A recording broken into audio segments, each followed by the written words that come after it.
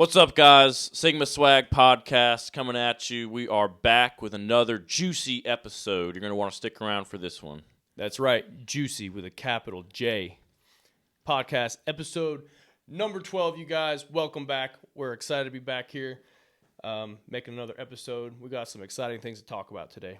What are we going to talk about? So we usually talk about how the roles of men and women and how different they are and how they complement one another, and how basically when you get a masculine man and a feminine woman together, it's like the best dynamic possible to raise children and conquer Earth, or share Earth with other people without ripping each other's heads off. But so now today we want to talk about how important that dynamic is for raising children specifically, and why that is so crucial. So we're going to dive right into it. Family unit. Let's start off with that. Let's do it. Let's go. Let's go then. Let's do it. Let's go. That was a reference from Employee of the Month, that movie that we said that we quote from a lot. So if you guys haven't seen it, check it out. Employee of the Month. It's almost, I don't know, it's not even a nerd movie. It's just it's just a classic. For us, it's one of our classics. We would always watch it together. We used to, we'd go to work and we wouldn't see each other. This was early on when we were younger and just started working, because we've always been together. We're best buds.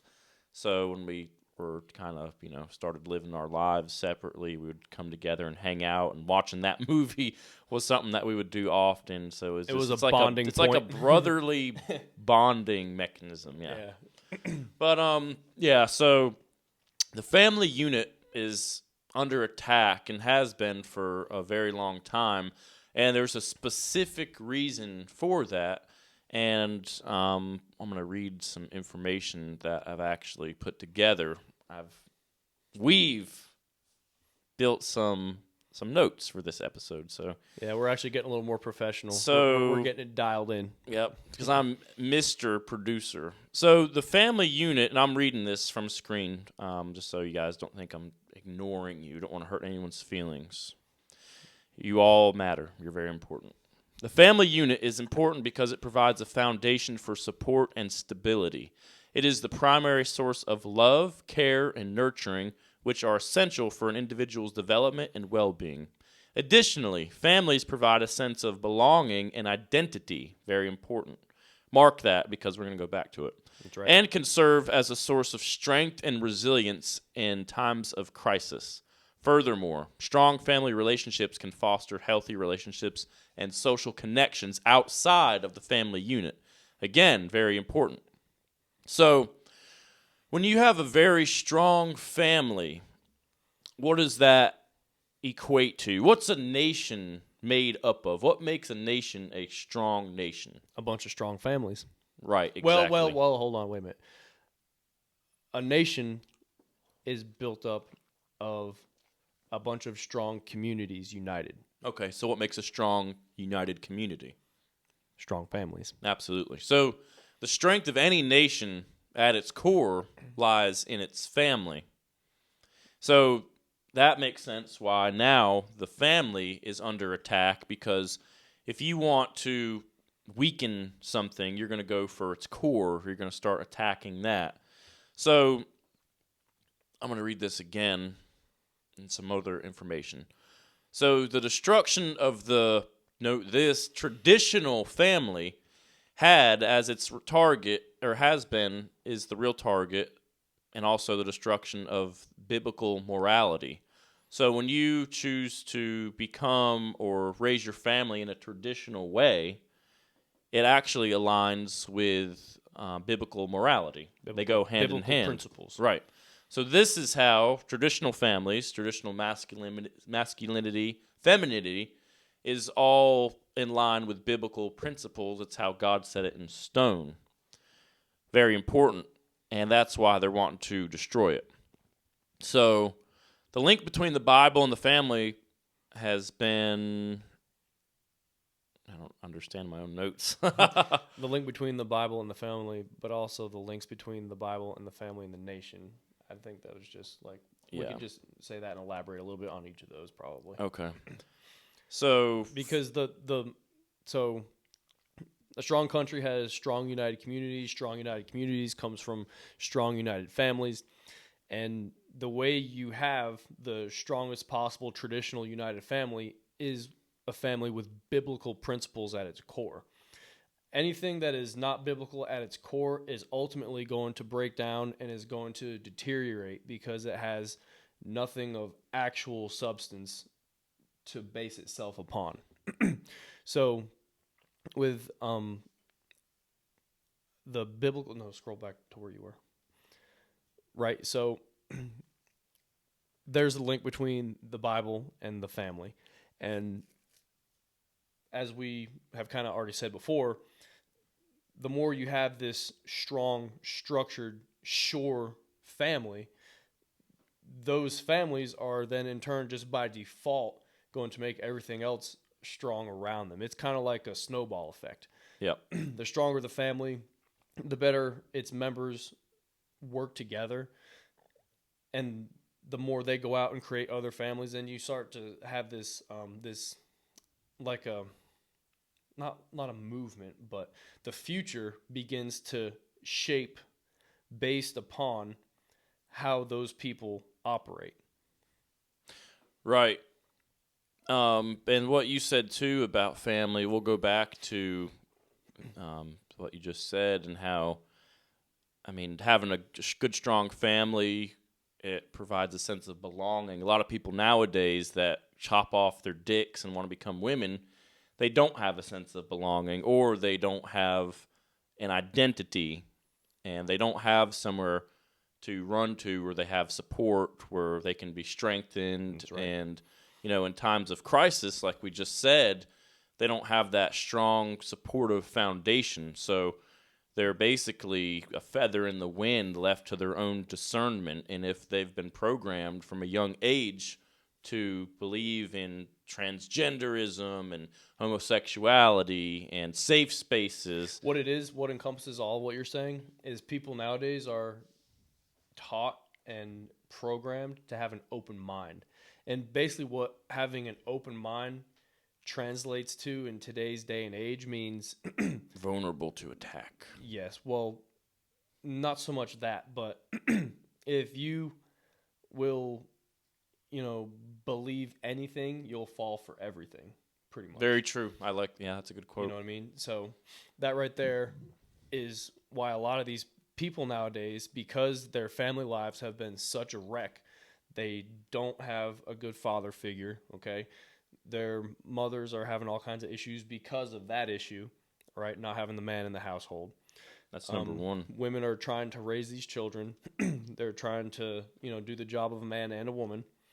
Society is coming down still further, trying to divide people. And you're seeing a lot of people will turn. That's why these people, I believe, will turn to, gangs. They'll turn to, homosexuality, transgenderism, all these things, because each of those things is a group, a tribe that these people can run to and find acceptance, shelter from the storm, like what John was saying before about the family unit, where your family is where you should have, a safe haven, it's an umbrella, a place of belonging. And that's what these people are finding with these transgender groups, with these homosexuality groups, with all these other things. They're finding extortion and perversion. They're finding belonging. They belong to something. And if they would get that from their family, I think that we would see a really sharp decline in all this other stuff, because people are really using that as a coping mechanism. That's all it is. It's a coping mechanism. It's a way to belong and feel important and part of something, and like they're finally somebody. And unfortunately, it's wrong. It's perversion, and it's demonic and comes from the devil himself. All right, so the family unit is under attack. More specifically, the traditional family unit. So who's behind all this? Very simple. You scope all the way out. I mean, you could say, oh, it's the government, it's the feminists. You keep zooming out. Eventually, all it boils down to is a battle between light and dark, good and evil, God and Satan. That is it. So Revelation 12:12 says this: Woe to the inhabitants of the earth and of the sea, for the devil is come down unto you, having great wrath, because he knoweth that he hath but a short time. So if you truly believe the Bible, then you know that the devil is on the prowl, because he knows that he only has a limited amount of time to deceive as many people as he can and drag them down to the bottom with him. So that is his primary goal. His number one goal ever since God has cast him out of heaven for thinking that he could be God and get people, or angels rather, to worship him, has been to just distort and destroy everything that God ordained and said was good. It's been his goal to imitate it, but also warp and twist it and turn it into something that it was never intended by God. That's his main goal. He hates God, he hates you, he hates anything good, and his goal is to deceive the nations. That's what the Bible says.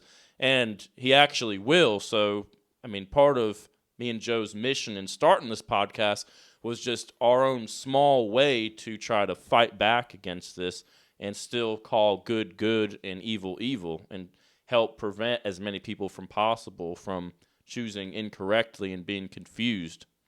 I just got fired up just now. I don't know if it's the caffeine or what. I'm ready to go. We just hate the devil. But yeah, that's really, a lot of what this is about, because there are so many people out there these days that are so afraid to call a spade a spade. Yeah. Ooh, I'm rhyming now. I'm going to start Keep a career going. in rap. Give me a beat. Let's not ever do that again. Spade.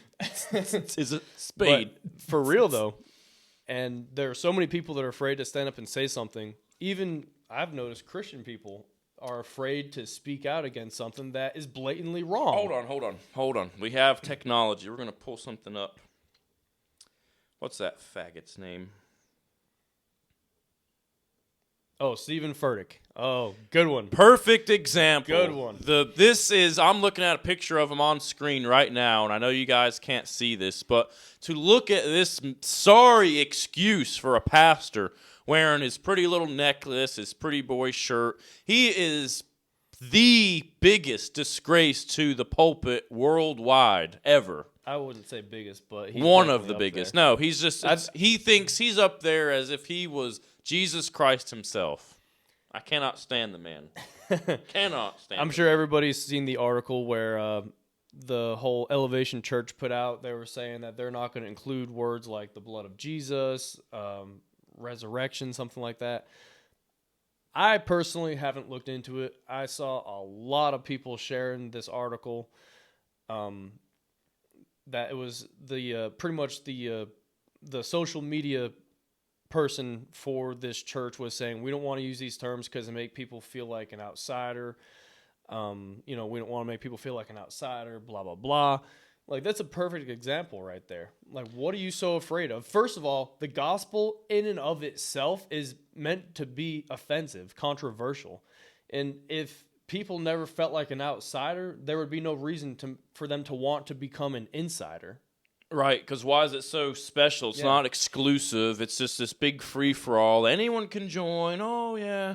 And I think that's very dangerous, because what you're doing is you're taking something that's extremely powerful and diluting it to where it just fits. And it fits anything. It just becomes water. Just that flows. Right there is it's easy. That right there is the devil. That's the work of the devil, because the devil will undermine things. He'll dilute things, and he'll be kind of a... What's the word I'm looking for? Makes it easy? No. Pretty much what it does, it takes away the potency from it. It cancels it out. You know what I mean? Like something that's so strong and so powerful, he'll undermine it, he'll dilute it. Right. He'll kind of like negate it. Well, it also says too in the Bible that it says broad is the way that leads to destruction. So listen to this quote from him after he received backlash from this. When I think about how I'm going to be talking about Easter, I'm thinking about how I'm going to talk to people far from God, because that's the thing that matters most to us. For us, the most important thing on Easter is inviting people to church. This means reaching people far from God. So we're not going to use the words Calvary, resurrection, or the phrase, the blood of Jesus. We won't use language that will immediately make someone feel like an outsider. that right there pisses me off. I'm about to throw my energy drink through the window because that literally, those three things, take those away and you completely... You have no salvation. You have no salvation. That right there distinguishes Jesus Christ from any other religion ever. Those three things right there is what makes Christianity so powerful and significant. That right there is what separates God from every other god ever that there ever was. Yeah. He rose again on his own power after being dead for 3 whole days. Yes, Calvary, he died, he resurrected himself, and the blood of Jesus that was shed to save us, every sinner that would ever be born. Now, you would think a Bible-believing church would be proud of that. If I was God, I would, on Easter, before people got there, I would literally set that place on fire. Like, thank God I'm not God, because it would literally, I'm pissed off now because that's insane. You know what, though? That just shows how good God actually is, because even though he's done all this stuff for us, he's being merciful to these people, and he's not, just destroying them right. Oh, he doesn't want them to feel like outsiders. Oh, an outsider. I'm an outsider. I mean, that's the cool thing about God, though. He's come for outsiders. That's the whole point. And they missed it. Yep. The thing is, though...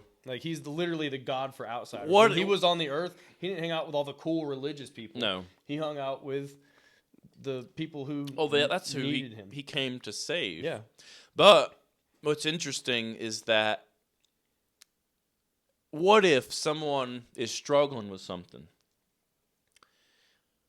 They go to church, and the message of the blood of Jesus, or the message of Calvary, of resurrection, that's literally the cure for would whatever. be what that person needed to hear that day to tip them over the edge and say, you know what, I've been doing something wrong.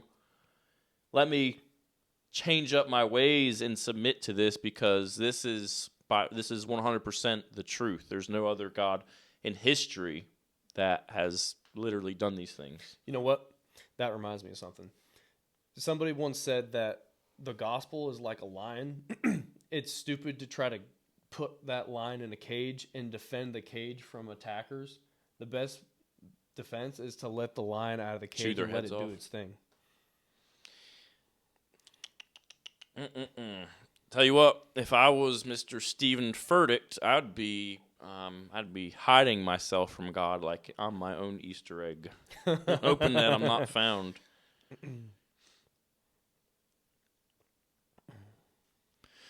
All right, moving on. So, back to the family, and back to children. So, children have become, and might have always been, probably for a very long time, a main target. So, we've talked about this before offline, but why do you think? Go ahead and elaborate. Why are children the target? Children are the future. And scroll down to the Hitler quote. Yep. So during World War II, everybody has always wondered how it was possible for the Nazis to come to power so fast. And a lot of it had to do with the children. Hitler was quoted as saying, "Give me the children, and in 10 years I will change society." He alone who owns the youth gains the future. And these principles that he used way back then, right, are very evident in today's culture and society, okay? Everything is... I don't see how you could live in today's world and not see how the children are being targeted. Because they're coming out with all this gay stuff in school. It's on every TV show. It's in cartoons now. It's permeated our society. Yep. And it's all aimed at influencing the kids. So these kids are growing up, and it's going to become a norm for them. So they think it's normal. Yeah. They're going to think it's normal. In today's world, kids are going to think two guys being married is going to be normal. They're going to think two women being married is normal. They're going to think chopping their dicks off is normal. They're going to think it's all normal. So what you've got, if you start that kid off, at 5, 6 years old, in 10 years when they're 16, they're going to have grown up through that, and that's how they're going to be programmed. That's how their mind is, yeah. And at those ages, 15, 16, your mid to late teen years is when you start having to make some really critical life decisions. And because of the way they were programmed, that's going to affect those life decisions that they make, and there you have the future right there. You've effectively captured the future, guided it in the direction you want it to go, and you've pretty much got it on lockdown, because we're switching over from now where you've got kids being raised by single mothers now to where they're going to be being raised by 2 fathers or 2 mothers or transgender people and all this other horse crap. And it's going to be even more of a mess than it is now, because like we see women complaining all the time, like, where are the good men at? Where are the good men at? Well, all the men these days were raised by single mothers. Yep. Or they had a stepdad who was hardly in the picture. They had multiple stepdads. Yeah, they had an endless parade of different men through their lives. Yep. They have no direction, no shoring. So it's going to go from what it is now, which is terrible, to something much worse. Well, you figure, too, you think about this. So they slid this stuff in so subtly into what you could call a decently strong society and a mostly traditional society. I mean, you look back over the last 20 or 30 years, whatever. I mean, even in the 90s, like growing up in the 90s, it wasn't that bad. I mean, it wasn't like this, but it was heading downhill. They've slid this in, and now it's almost overnight, out of nowhere. All of a sudden, flip a switch, all the stuff is normal. You got your transgenders, LGBTQ, whatever, right? So now you take kids that are very young and indoctrinate that into them at a very early age, and like he just said, those kids grow up, and then now, late teens, time to make critical life decisions. Their thinking is warped. They're all screwed up in the mind. They don't know who they are, and they have kids. So now those kids learn that stuff from an early age, and you've basically, if anyone understands finances and compound interest, that right there is like a snowball of compound negative BS, gay, homo, whatever, just all warped together in a cluster, and just like Dragon Ball Z, an energy ball of BS. Gay. Energy ball of gay energy ball that would knock down a whole nation. All the kids, poof. And you know what? This sort of thing always happens before the collapse of a society. Or before your phone falls down. Get it. But that's what happens. I was reading about the fall of Rome, and this sort of thing was what was going on in Rome before their collapse. They became obsessed with genders. There was rampant sexual immorality. But not just any kind of sexual immorality, homosexual immorality. Well, that too, but just in general. Right. And they were so distracted by bread and games. I wonder if they had OnlyFans, only Romans. But that's what it was. And they Come look at my ankles. They didn't even realize that, the barbarians were battering down their gates, like literally. Yep. Until their city was on fire, they had no clue what was happening. And that is the same exact thing that America is facing today. We have enemies infiltrating this country as we speak. Hundreds of thousands of foreign troops are here and waiting. And most of you are out there right now. You're worried about who's playing the ball game. You're worried about this and that and the other. And you don't even realize that your entire way of life is about to be swept from you, and there's nothing you can do about it. And you know what's crazy, man? I'll go to the barbershop or just go on about my day doing what I have to do. I'll be eating breakfast. Everyone's sitting there watching the TV, and it's just these sports commentators literally wasting their life talking about a game. I will always get worked up when I talk about this subject because they're literally on there talking about a ball game. Other people running, oh, touchdown, yeah. Oh, this player got traded. Now that's a very pivotal move for the Jets because they have this guy, Deontay, blah blah blah, and he was a great running back. But now they're pulling him over here, and this coach's offense is much tighter, and I don't know if he's going to be able to function with that Wildcat offense. And just like what? Like waste of time. It's all waste of a time. distraction. Sports is the biggest scam in I think America. sports have their place. They do. 100% No. they do. No. Hear me out. No, turn off the podcast. I disagree. Give me a safe space from Everybody every child growing up should play sports. It's a great way to learn how to operate as a team, how to follow instructions from a coach or an authority. That's fine. That's true. Okay, once you become an adult, I don't think there should be any professional sports. You should not be paid millions of dollars to run around with a ball your entire life or anything else. Dude, right? the amount of money. There are so much, so many other things, productive things to do. When you look right at it, it's just a distraction. That's all it is. And I personally, and I'm very athletic, I would not want to be involved in something like that was causing people to be distracted from other important things, like something important. Yep. Now, you could use that platform for something very good. For those of you that don't know, Tim Tebow, he uses his money. He started, I can't think of the name of the foundation, but he's literally pouring out his money, him and his wife, and you're doing an awesome job, by the way, of rescuing children that are being trafficked.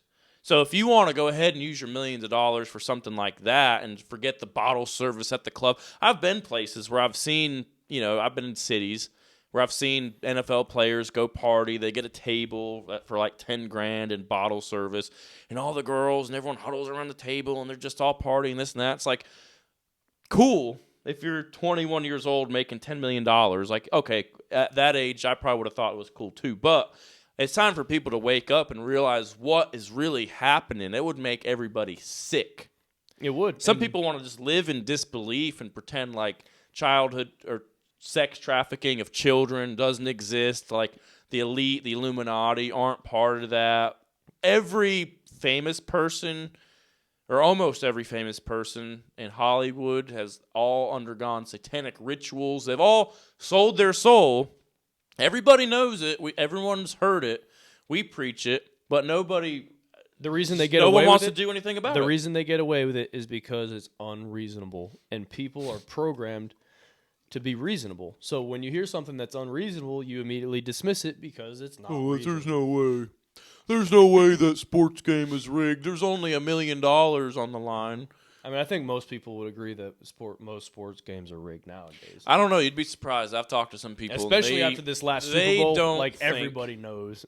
I mean, yeah. Who did Taylor Swift pay off so Travis could win? I recently heard something on the radio that they had gone to vacation somewhere at the beach, and of course paparazzi follows, and they took pictures of them, and he was being ridiculed online for his dad bod, and he was very bothered by his dad bod. I mean, can you the dude has small arms. Have you ever seen his arms? He only looks big because he has all them pads under that jersey. I would. Like, that dude's arms are like this. I would beat the crap out of that guy, and I'm not even a professional athlete. Oh, man. I would beat the crap out of that guy, and I'd throw Taylor Swift out of the window on her own jet. You gotta wonder what he saw in her. Like, she don't have nothing on her. She's a twig. No, I don't know about you guys, but this whole thing that women should be, stick figures. Nah, man. We like it when you guys eat. Maybe if you're a pedophile and you like little boys. Yeah. That's just. I actually did read a study though where they apparently men that are strong, big built guys like myself and like Joe prefer a woman who has more meat on her bones, who's curvy, not fat, but curvy.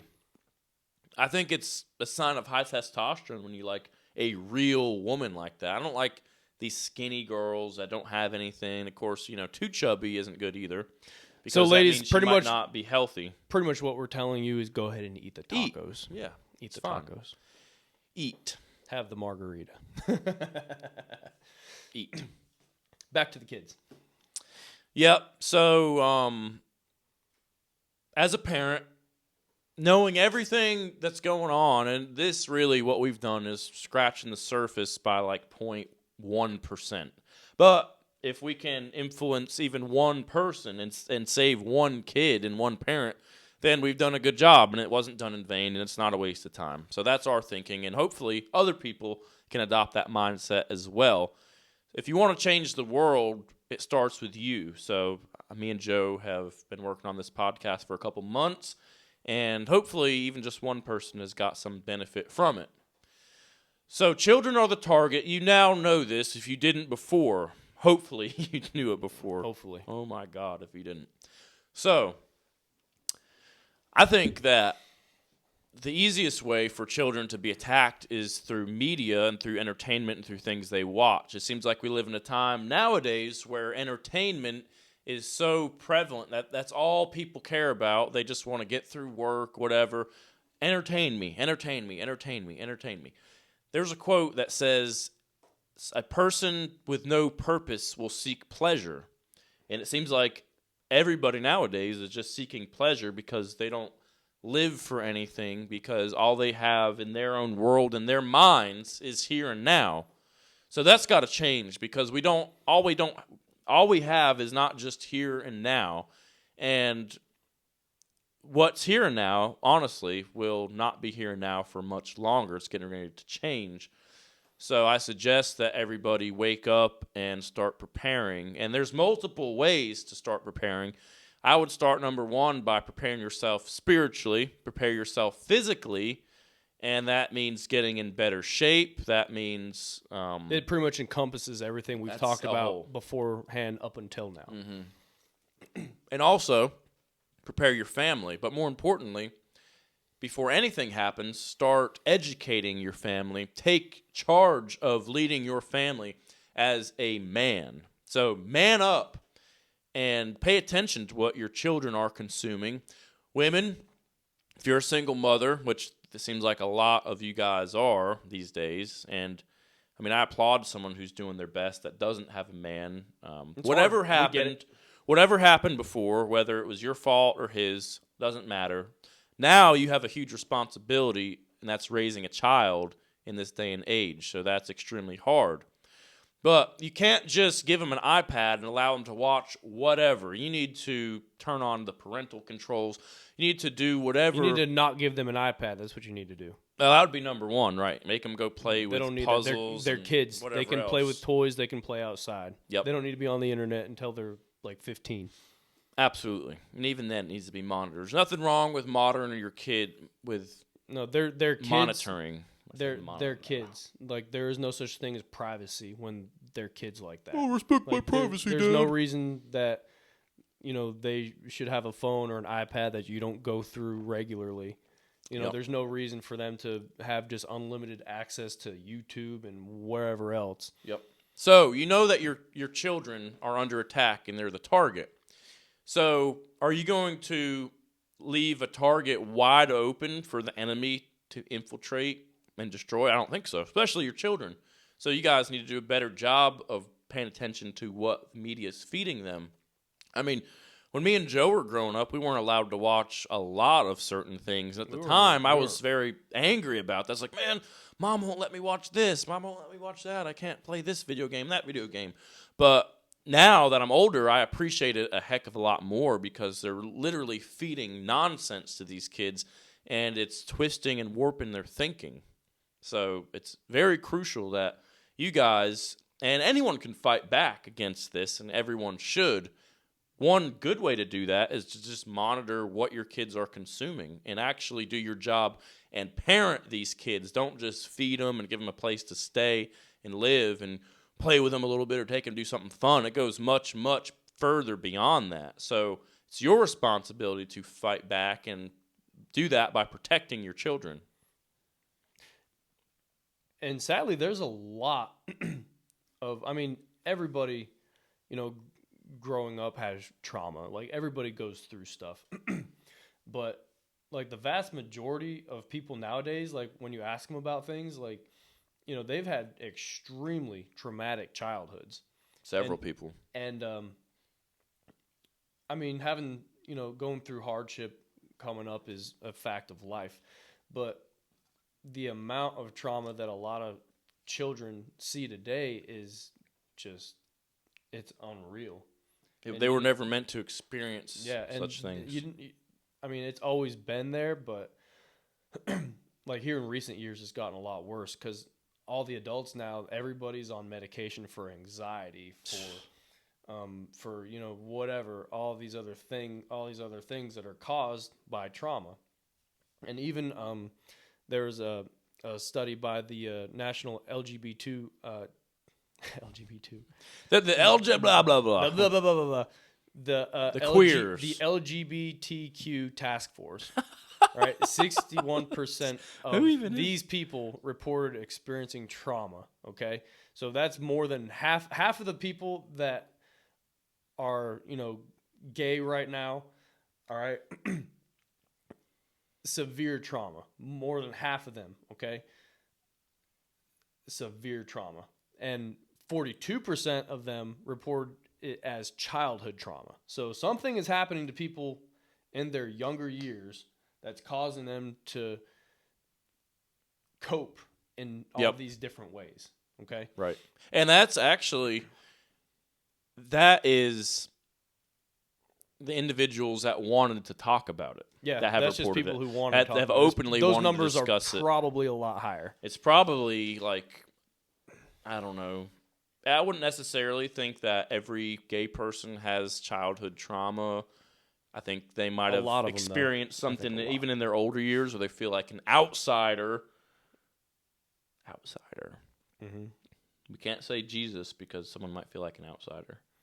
But anyways, I'm getting my caffeine's kicking in. I'm ready to destroy evil. Well, I forgot. My mind runs 1,000 miles a minute when I'm on the caffeine buzz. Yeah, I feel like an outsider. Hey, that could be a song. We should write a song outsider. About being an outsider. We'll do that and we'll sing it. I mean, childhood trauma is one thing, and it's a major force. It's a major issue.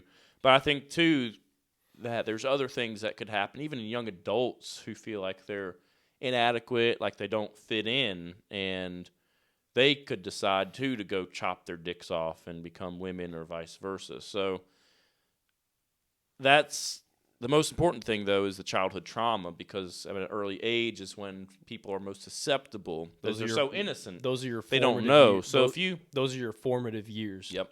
So if you take an innocent child who doesn't know better, I mean, that's why they're attacking them, because they're so vulnerable and easy, and they're an easy target. And then what you have now, with all the emphasis on sexual pleasure, and you have OnlyFans, and you have men that aren't masculine anymore. They just want to sleep around with these women. These women, I think, are to blame for most of it, because they can close their legs and say, no, not till I have a ring. Thank you very much. Next. And they're not. So what they're doing is giving men something for free, nothing. basically. They're giving them something for nothing. Yep. And then the men take it. Whenever you give somebody something for nothing, it's not valued. It's not appreciated. And like John said, they were on there like, oh, thank you. Basically, you take a wild, predatorial animal like a bear, or, I don't know, whatever, a tiger, a lion, anything, something that hunts other animals. You take that animal, you start feeding it. You give it beef, whatever, it's already dead. All they have to do is just get it from you and they eat it. That animal over time is going to lose some of its hunting ability, and it's going to be lazy. It's going to become lethargic. Yeah. And that's the same thing that happens with men when they get sex for free from these women that they're not committed to protecting and providing and caring for. So, women, you guys need to stop sleeping with men before you've made them work for it. I don't know how many stories I've heard of these playboy type of men, these studs that can get basically any woman they want. The woman that they end up marrying is the one that makes them work for it. Yeah. So you want to talk about where the good men are? It's the ones that, it's a very simple test. Don't sleep with him. See if he wants to still go out with you. Mm-hmm. See if he wants to put effort into making plans, and see if he, cares about you. That's all you have to do. I mean, it's so common nowadays. 1 to 3 dates, generally speaking, for probably 90% of women, and you can get it. So that's the problem. So sometimes you don't even need a date first. I mean, honestly, yeah. So that's a huge problem, and I think if women stopped sleeping with men and demanded better from these men, they would get it. Maybe. Yeah, that's from part a good man. It would help them find a good man. The other side of that coin, though, is a lot of women are average, but you guys expect like a 1 to 3% man. So you guys got to bring your expectations down some too, because a lot of you are like very average, and you're expecting, a 6 foot 6, 6 inch, figure 6 salary. foot, 6 figure. Yeah, you're expecting that type of guy, and you don't deserve that type of guy. A lot more of you women would have men if you would stop chasing like the 1 to 3% and start looking in your inbox at all your unread messages. And that dude that is continuously sending you like these good morning messages that you haven't opened or responded to, it's probably him. It's probably a good guy if he's that adamant. So, I mean, in this day and age too, if someone wants to pursue a woman for that long, I mean, that might be somebody who's worth giving a chance. I'm not saying that every guy that won't stop is a good man, but that's where all the good men are. They're on red in your inbox. That's gonna sting a lot of people. Yeah, good. That's what we want. We love haters because they help push our message out even further. So we love to offend people with facts. We like to offend with good intent. We don't want you to be angry just for you to be angry. We want you to be angry so that it drives you to become better and to become smarter and to make better choices. Right. So get pissed off. Well, we done for today? I don't know, are we? Yeah, I think so. He's got caffeine rage now. All right, guys. We'll catch you on the next one. Until then, enjoy yourselves, make good choices, get better every day, and stay dangerous.